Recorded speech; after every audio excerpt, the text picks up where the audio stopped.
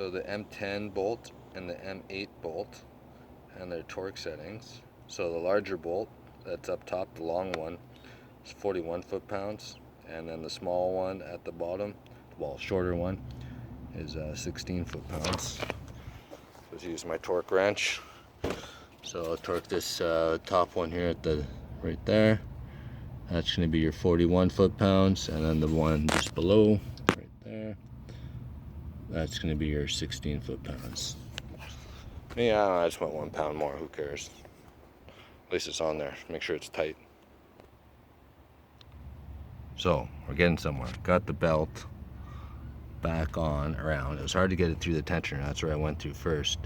And I found if I started from the bottom and just kind of spun the wheel, it pulled right through and up because it was tight fit and hard to put tension on while doing all that. Oh, I guess I could try something out here. Well, I'll try the screwdriver trick. Yeah, so you can see there's the screwdriver there, and there's the hole it's got to go in.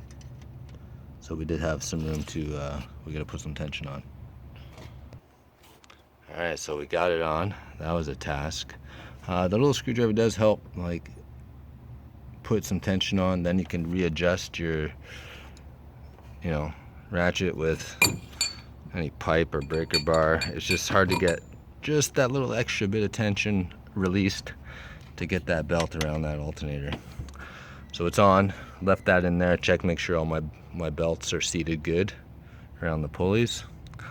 And I think we're gonna release the pin that's in there and see how it goes. And here's how we're releasing tension. Put it on the wheel itself right there, boom, and pull, and it'll release tension. Pull towards you, righty-tighty, and it'll come.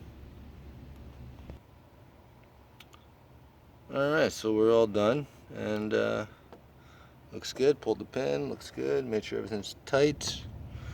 Belt's on nice and evenly distributed on the pulley wheel of the tensioner. I just gotta test it out.